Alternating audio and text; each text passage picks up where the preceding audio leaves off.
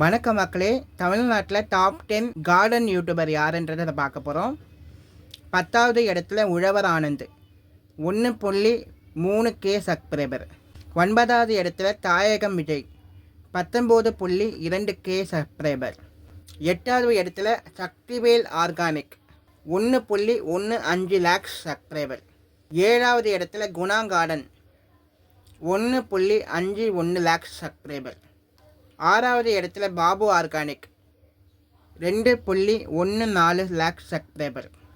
5வது இடத்துல Arun terrace garden 3.15 lakhs subscriber.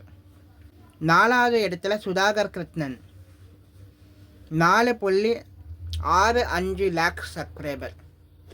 3வது இடத்துல தோட்டம் சிவா 4.81 லேக்ஸ் சப்ஸ்கிரைபர்.